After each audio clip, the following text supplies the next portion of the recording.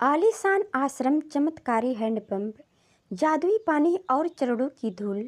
भोले बाबा ने ऐसे रचा था अपना माया जाल। हाथरस कांड के बाद पहला सवाल यही था कि आखिर कौन है बाबा नारायण साकार हरि, जिसके कार्यक्रम में इतना बड़ा हादसा हुआ। कौन है बाबा भोले बाबा, जिनके सैकड़ों भक्त मारे गए और वो गायब है। कौन है वो सूरजपाल, जिन्होंने अपनी चरण धूल लेने के लिए भक्तों को उकसाया और हादसा हो गया। एक कहावत है कि हर संत का एक अतीत होता है और हर पापी का एक भविष्य। हाथरस में 121 मौतों के जिम्मेदार बाबा नारायण साकार हरि उर्फ भोले बाबा उर्फ सूरजपाल सिंह जाटव का भी एक अतीत है।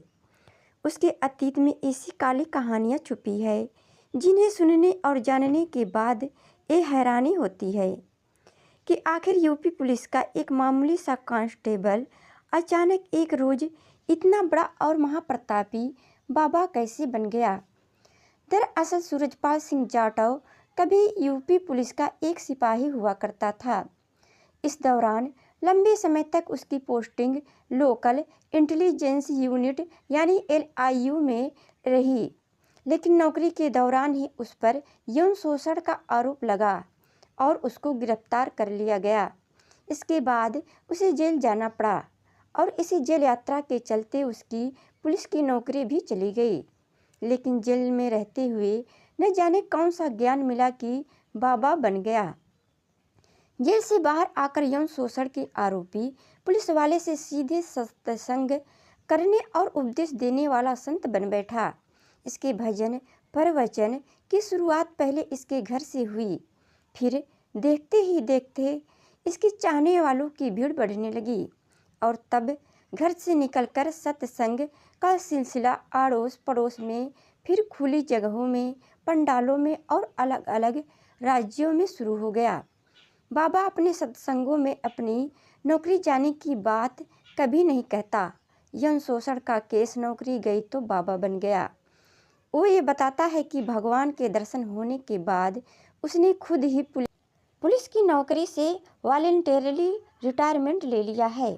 ऐसा नहीं है कि भोले बाबा के नाम से मशहूर सूरजपाल सिंह जाटव पर सिर्फ यौन शोषण का एक FIR ही दर्ज हुआ था, बल्कि सच्चाई तो ये है कि उसके ऊपर अब तक 5 मुकदमे दर्ज हो चुके हैं।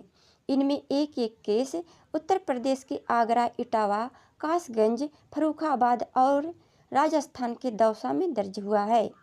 बाबा को जानने वाले बताते हैं कि जेल से बाहर आने के बाद उसने लोगों ये से कहना शुरू कर दिया कि उसे भगवान का साक्षात्कार हो गया है।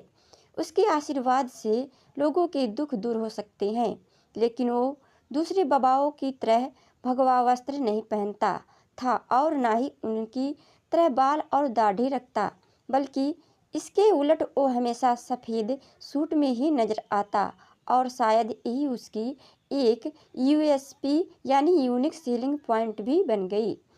चमत्कारी हैंडपंप से बीमारियां ठीक करने का दावा। इसके बाद बाबा ने लोगों के बीच अपनी पैठ बनाने की शुरुआत कर दी। उसके चाहने वालों में गरीब और कम पढ़े लिखे लोग की तादाद ही ज़्यादा है।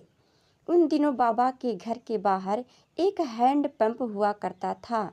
बाबा ने उसके पानी को चमत्कारिक बताना शुरू कर दिया और लोग उसी हैंड पंप का पानी पीने के लिए दूर दूर से आने लगे।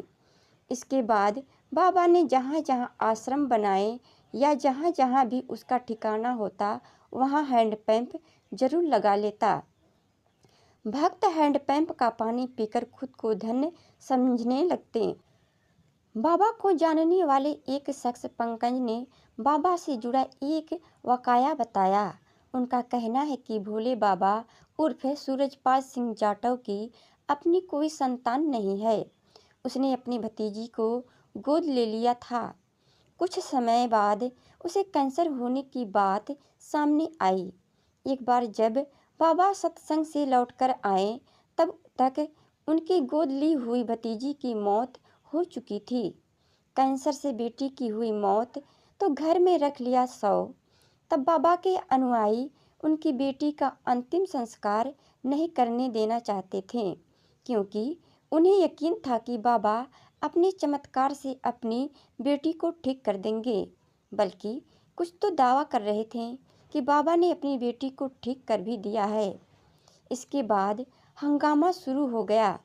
आखिरकार कहानी में पुलिस की एंट्री हुई और अनुयायियों पर लाठीचार्ज कर बाबा को गिरफ्तार कर लिया। हालांकि बाद में इस मामले में बाबा बरी हो गया। 58 वर्षीय सूरजपाल सिंह जाटव कासगंज जिले के बहादुर नगर गांव के एक दलित परिवार से हैं, जो हाथरस से लगभग 65 किलोमीटर दूर है। इस गांव की प्रधान नाजिस खानम के पति जफर अली ने बताया वो शादीशुदा हैं। उनके कोई बच्चे नहीं हैं। पुलिस बल छोड़ने के बाद उन्होंने अपना नाम भोले बाबा रख लिया था, जबकि उनकी पत्नी को माताश्री के नाम से जाना जाता है। उनका परिवार संपन्न था और 3 भाइयों में दूसरे नंबर के हैं। 30 बीघा जमीन पर बनवाया है आलीशान आश्रम। प्रधान पत्नी ने आगे बताया कि उनके बड़े भाई की कुछ साल पहले मौत हो गई थी, जबकि उनके छोटे भाई राकेश, जो एक किसान है, अभी भी अपने परिवार के साथ गांव में रहते हैं। उन्होंने गांव में अपनी 30 बीघा जमीन पर आश्रम बनवाया है। दूसरे जिलों और यहाँ तक कि राज्यों से भी लोग उनका आशीर्वाद लेने आश्रम आते हैं। उन्हें आश्रम में रहने की सुविधा भी दी जाती है। अपने खिलाफ किसी साजिश के संदेह में उन्होंने गांव छोड़ दिया था। बाबा अपने गांव से निकलकर पहले आगरा के केदार नगर में रहते थे। वहां बाबा के पड़ोसियों का अपना अलग ही दर्द है। उनका कहना है कि बाबा अब अपने पुराने मकान में नहीं आते। यहाँ आए हुए उन्हें 15 साल हो चुके हैं, लेकिन इसके बावजूद बाबा के भक्त उनके पुराने मकान में हाजिरी लगाते हैं। भक्तों की भीड़ से अक्सर उनके घर के पास की गली बंद हो जाती है। कई बार प्रोग्राम के बाद पड़ोसियों की बाइक और दूसरी छोटी मोटी चीज़ें चोरी चली जाती हैं। सत्संग में बाबा के बगल पत्नी नहीं, मामी बैठती है। हालांकि केदार नगर का ये घर हर हफ्ते 2 दिन सिर्फ कुछ ही घंटों के लिए खुलता है। घर खोलने के लिए बाबा के लोग आते हैं। मंगलवार और शनिवार को यहाँ सिर्फ बाबा के घर के दर्शन करने के लिए, उनकी चौखट को चूमने के लिए बड़ी तादाद में दूर दराज से महिलाएं यहाँ आती हैं। उनके गांव वाले बताते हैं कि बाबा की पत्नी का नाम कटोरी देवी है, लेकिन उनके साथ सत्संग में सिंहासन में उनके बगल में बैठने वाली महिला उनकी पत्नी नहीं बल्कि मामी है। बाबा के रिश्ते अपने भाई के साथ ही ठीक नहीं हैं, इसलिए वो अब अपने गांव भी नहीं जाता। फिलहाल उनके भक्त उत्तर प्रदेश के अलावा उत्तराखंड, हरियाणा, राजस्थान और दिल्ली के अलावा देश के दूसरे हिस्सों में भी मौजूद हैं, जो सत्संग में आशीर्वाद लेने पहुंचते हैं। फिलहाल हाथरस वाले हादसे के बाद FIR तो दर्ज हो गई है, लेकिन FIR में बाबा का नाम नहीं है। FIR में नाम न होने के बावजूद हादसे के बाद से बाबा फरार यानी गायब है।